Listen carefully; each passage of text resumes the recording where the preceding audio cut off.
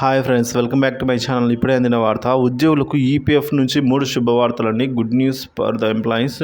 So ఏం చెప్పింది ఆ శుభవార్తలు అనే వీడియోలో తెలుసుకుందాం. వీడియో ఎక్కడైనా స్క్రిప్ట్ చేయకుండా వరకు చూడండి, అప్పుడే పూర్తి ఇన్ఫర్మేషన్ అర్థమవుతుంది.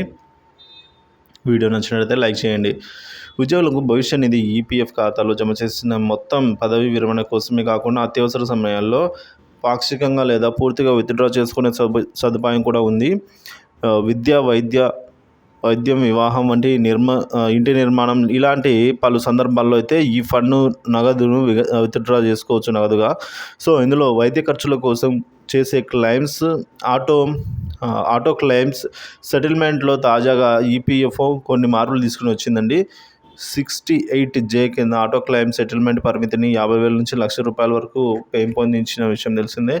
సో దీంతో పాటుగా రూల్ 68K కింద విద్య, వివాహం, అలాగే రూల్ 68B కింద ఉన్న గృహ నిర్మాణం లాంటి సందర్భాల్లో ₹1,00,000 వరకు ఆటో సెటిల్మెంట్ కింద పొందవచ్చు.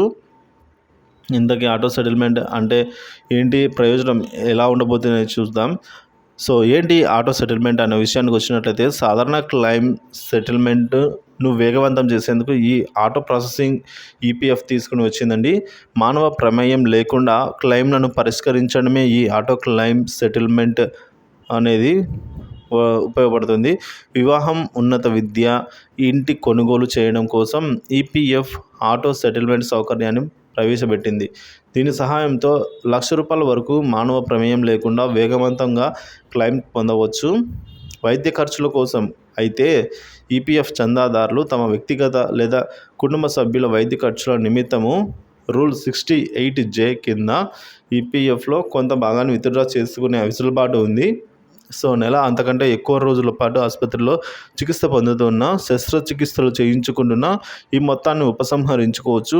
టీబీ, క్షయ, పక్షవాతం, క్యాన్సర్, హృద్రోగ చికిత్సల కోసం అయితే క్లెయిమ్ చేసుకోవచ్చండి.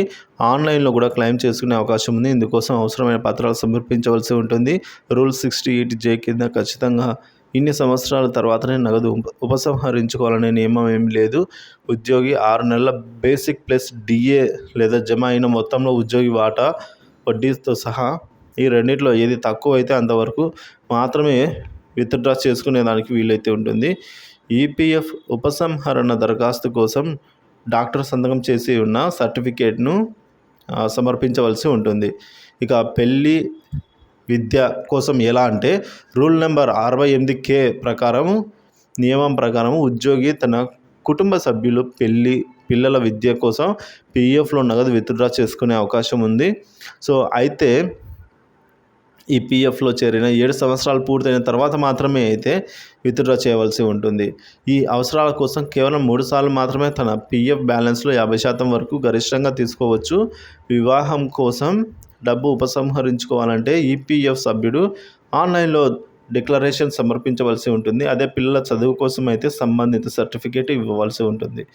ఇక ఇంటి నిర్మాణం కోసం అయితే రూల్ నెంబర్ 68B ప్రకారము చందాదారులు స్థలం కొనుగోలు లేదా ఇంటి నిర్మాణం కోసం లేదా ఇంటి రిపేర్ కోసం, మరమ్మత్తు కోసమైనా పీఎఫ్ బ్యాలెన్స్లో పరిమితి మేర డబ్బు విత్డ్రా చేసుకోవచ్చు.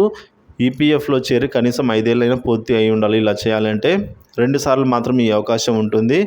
సో ఈ కారణం చేత విత్డ్రా చేసుకోవచ్చు. 2 సార్లు కూడా మనకు అవకాశం ఉంటుంది. అయితే మీ అవసరంపై ఉపసంహరించుకునే మొత్తం ఆధారపడి ఉంటుంది. ఈ సేవ పోర్టల్ ద్వారా అయితే ఉపసంహరణ ప్రక్రియ ప్రారంభించవచ్చు.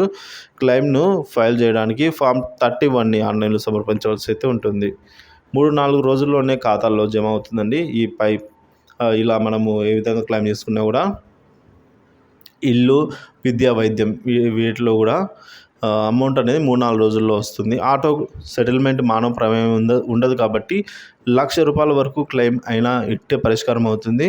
ఆటో సెటిల్మెంట్ అనేది ఐటీ వ్యవస్థతో పనిచేస్తుంది. అర్హత ఉండి కేవైసీ, బ్యాంక్ వ్యాలిడేషన్ పూర్తయినట్లు అయితే ఐటీ టూల్స్ పేమెంట్ను ఆటోమేటిక్గా ప్రాసెస్ చేస్తారు. దీనివల్ల క్లెయిమ్ సెటిల్మెంట్ సమయం అనేది 10 రోజుల నుంచి 3-4 రోజులకు తగ్గించింది ఈపీఎఫ్. సో చూసారు కదండి, ఈపీఎఫ్ నుంచి 3 శుభవార్తలు ఉద్యోగులకు సంబంధించి అయితే ఇలా ఉన్నాయి. వీడియో నచ్చినట్లయితే లైక్ చేయండి. ఇలాంటి వీడియోస్ కోసం మన ఛానల్ సబ్స్క్రైబ్ చేసుకోండి. Thank you for watching this video.